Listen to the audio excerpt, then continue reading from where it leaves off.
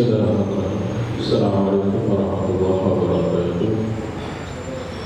Alhamdulillah, wassalatu wassalamu ala Rasulillah wa ala alihi wa sahbihi wa mawala wa hawla wa la quwwata illa billah.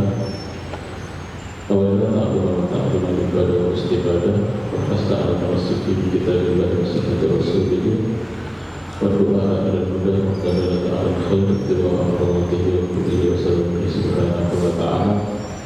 Allahumma la sahla illa ma ja'altahu sahla wa anta taj'alul huzna idza syi'ta sahla wal 'aqibatu lil muttaqin wa la 'udwana illa 'alal zalimin. Amma ba'du. Qala rabbi shrah li sadri wa yassir li amri wa hlul 'uqdatam min lisani yafqahu qawli. Bapak-ibu muslimin dan muslimat rahimakumullah, alhamdulillah kita masih bertemu dengan Allah Subhanahu wa taala, masih melanjutkan kajian sirah Nabawi kita telah membahas tentang bagaimana akhir daripada Khulafaur Rasyidin, di mana Khulafaur Rasyidin yang diakui secara resmi adalah Abu Bakar, Umar, Utsman dan Ali. Namun kemudian pasca wafatnya Sayyidina Ali bin Abi Thalib, pada saat itu para sahabat mayoritas meminta kepada sahabat Hasan bin Ali untuk menjadi khalifah pengganti daripada ayahanda beliau, yaitu Sayyidina Ali. Dan setelah didesak oleh beberapa orang sahabat kibar, maka Sayyidina Hasan bin Ali kemudian menerima. Namun hal itu hanya berjalan selama 6 bulan, karena setelah itu beliau memandang bahwasanya perselisihan antara beliau dengan Muawiyah pada dasarnya adalah satu perselisihan yang tidak diperlukan, dan bisa diambil jalur damai dengan salah satu di antara mereka akan memberikan haknya atau memberikan kedudukannya kepada yang lainnya. Dan Sayyidina Hasan kemudian memutuskan untuk menyerahkan baiat atau mandat yang diberikan oleh para sahabat yang telah membaiatnya kepada Muawiyah bin Abi Sufyan, sehingga dengan begitu resmilah Muawiyah bin Abi Sufyan menjadi khalifah ke-6 yang bertugas sebagai khalifah yang akan memperhatikan kondisi dan keadaan kaum muslimin. Bapak Ibu kaum muslimin dan muslimat rahimakumullah, ada banyak literatur yang membahas tentang sahabat Muawiyah, sahabat yang bisa dalam tanda kutip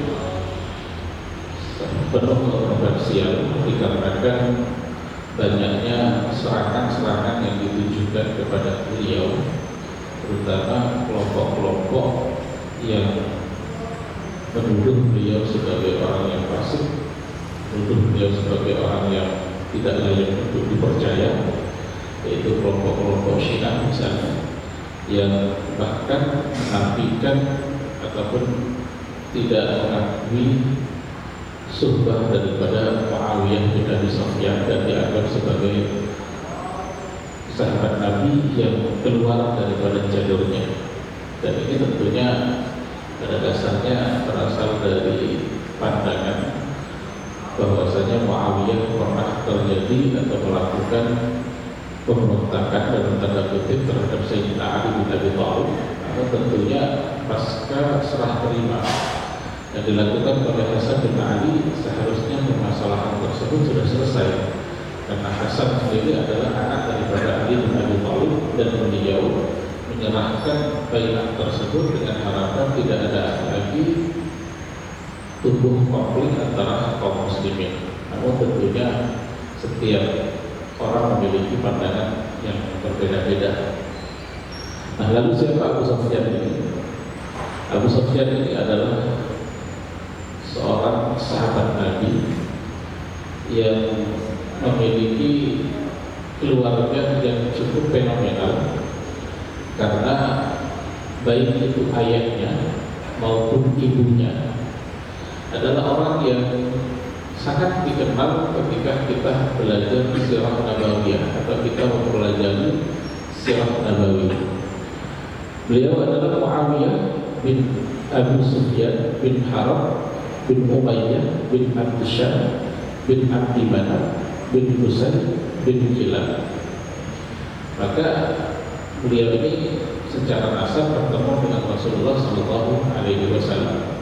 Sementara ibundanya adalah Hindu bintu Utbah bintu Rabi'ah sampai ke akhir, adalah istri daripada Abu Sufyan. Yang keduanya ini dikenal sebagai penentang garis keras Rasulullah Sallallahu Alaihi Wasallam, baik ketika beliau masih berada di periode Makkah maupun pada saat beliau berada di periode Madinah. Bahkan dibandingkan yang lain, Abu Sufyan ini memiliki perjalanan hidup yang sangat unik. Bagaimana tidak? Abu Sufyan adalah penyebab terjadinya perang Badar, karena rombongan kafilah dagang yang dia bawalah yang menyebabkan Rasulullah melakukan penghadangan. Yang penghadangan ini berhasil dihindari, namun menjadi pemicu berdatangannya pasukan Quraisy sehingga terjadi perang Badar. Dan di perang Badar banyak kerugian yang diderita oleh orang-orang Makkah yang membuat mereka marah, dendam, dan meminta untuk dilakukan perang ulang. Dan mereka meminta kepada Abu Sufyan untuk mendanai peperangan yang kedua ini, yang kita kenal dengan perang Uhud. Lalu kemudian setelah di perang Uhud, pada dasarnya orang-orang Quraisy sudah tidak terlalu menginginkan peperangan, tapi karena ada desakan ataupun ada provokasi yang dilakukan oleh orang-orang Yahudi ditambah orang-orang munafik, sehingga kemudian mereka mengumpulkan koalisi, dan koalisi ini dapat mengepung kota Madinah. Yang memimpin koalisi ini adalah Abu Sufyan yang kita kenal dengan istilah perang Khandaq. Kemudian setelah itu Rasulullah juga lah yang memberikan ataupun memberikan kewenangan kepada Abu Sufyan untuk mengumumkan lokasi-lokasi yang dianggap selamat dari serangan kaum muslimin pada masa Fathul Makkah, dan dia masuk Islam di masa itu. Lalu kemudian dia ikut menjadi orang yang memegang ataupun orang yang mengikuti Rasulullah dalam perang Hunain dan perang-perang selanjutnya. Dan istrinya Hindu adalah orang yang kita kenal sebagai orang yang sangat membenci membenci Hamzah. Hal ini disebabkan pada saat perang Badar, sebagaimana yang pernah kita bahas pada saat pembahasan perang Badar. Sebelum perang dilakukan, diadakan perang tanding antara beberapa orang dari pasukan Quraisy melawan pasukan yang ada yang dipimpin oleh Rasulullah. Maka pada saat itu yang keluar adalah Utbah bin Rabi'ah yang merupakan ayah daripada Hindu, serta dengan saudara Hindu dan saudaranya daripada Utbah, yaitu pamannya Hindu. Utbah sendiri harus berhadapan dengan Hamzah, dan dia pun tewas di tangan Hamzah. Yang ini membuat Hindu marah dan menginginkan pembalasan terhadap Hamzah, yang kemudian dia lakukan dengan menyewa Wahsy, yang pada saat itu perang Uhud, Wahsyilah yang melontarkan tombak sehingga mengenai Hamzah, 3 syahid dalam peperangan tersebut, namun tak cukup sampai di sana.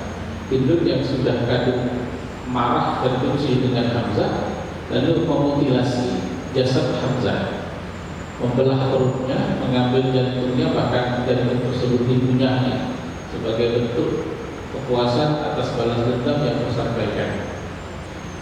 Disinilah Muawiyah tumbuh di kalangan yang bukan cuma sekedar tidak menyukai Rasulullah, tapi bahkan mengambil tindakan dalam memusuhi Rasulullah. Namun lagi-lagi Allah lah yang memberikan hidayah. Innaka la tahdi man ahbabta walakinna Allah yahdi man yasha. Pada saat Rasulullah SAW pada tahun ke-7 melakukan umratul qadha, yang mana pada saat tahun sebelumnya Nabi ingin melakukan umrah, tapi kemudian dihalangi, lalu kemudian terjadilah perjanjian Hudaybiyah, di mana diperkenankan Rasulullah itu melakukan umrah di tahun yang selanjutnya. Maka menurut riwayat yang disampaikan oleh Muawiyah, di sanalah Muawiyah diberikan oleh Allah Subhanahu wa taala keteguhan hati, diberikan oleh Allah Subhanahu wa taala hidayah, sehingga di saat Rasulullah bersama dengan para sahabat sedang melakukan umrah, Muawiyah ini masuk Islam. Ia percaya di tahun ke-7. Riwayat lain mengatakan bahwasanya beliau masuk Islam bersama dengan ayah dan saudara beliau, Yazid bin Abu Sufyan, yaitu pada saat Fathul Makkah. Namun riwayat yang diriwayatkan dari Muawiyah sendiri, beliau mengatakan bahwasanya beliau telah masuk Islam jauh sebelum hal tersebut, namun beliau takut untuk menyampaikan hal itu, apalagi posisi ayah beliau adalah pemimpin daripada Quraisy yang terang-terangan memusuhi Rasulullah. Dalam riwayat tersebut disebutkan bahwasanya Muawiyah sempat menyampaikan hal tersebut kepada ibundanya, namun hal ini kemudian ditahan oleh ibundanya untuk tidak disampaikan, karena bisa jadi nanti dia akan dihukum oleh Abu Sufyan, sehingga Muawiyah ini menutupi keislamannya sampai kemudian datanglah masa Fathul Makkah. Nah, Muawiyah sendiri kemudian ketika Rasulullah datang di masa Fathul Makkah, ia menyambut Rasulullah dan Rasulullah pun menyambutnya, sehingga kemudian Rasulullah melihat kelebihan karena Muawiyah ini keluarganya adalah keluarga terpandang, keluarga yang bangsawan, sehingga tidak heran kalau Muawiyah ini belajar. Dia pandai membaca, dia pandai menulis, sehingga dengan kelebihannya tadi Rasulullah kemudian memberikan satu tugas mulia kepada Muawiyah, yaitu menjadi bagian dari sekelompok sahabat yang ditugasi untuk mencatat wahyu. Maka Abu Sufyan Muawiyah ini kemudian menjadi pencatat wahyu Rasulullah Shallallahu Alaihi Wasallam sampai Rasulullah Shallallahu Alaihi Wasallam wafat. Nah, lalu kemudian setelah Rasulullah Shallallahu Alaihi Wasallam wafat, Muawiyah itu ternyata memiliki kontribusi, baik itu di masa Abu Bakar, di masa Umar, dan di masa Utsman.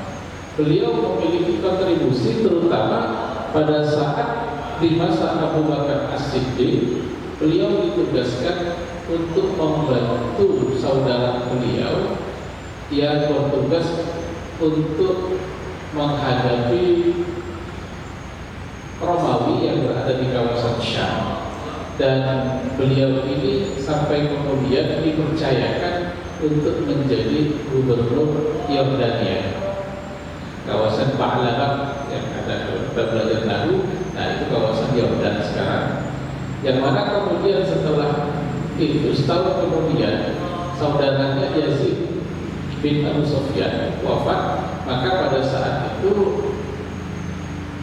dipercayakan juga kepadanya kawasan Mesir dan beberapa kawasan lainnya, sampai kemudian nanti di masa Utsman bin Affan, beliau diberikan wewenang untuk menjadi wali di kawasan Syam secara keseluruhan. Yang saat ini Syam ini mencakup beberapa negara, yaitu Yordania, Suriah, dan sebelumnya beliau juga menjadi wali di kawasan Damaskus atau Suriah saat ini. Nah, apa kontribusi beliau? Nanti akan kita sampaikan pada pertemuan yang akan datang. Boleh saja dapat kami sampaikan. Usi nafsi wa iyyakum bittaqwallah. Assalamualaikum warahmatullahi wabarakatuh.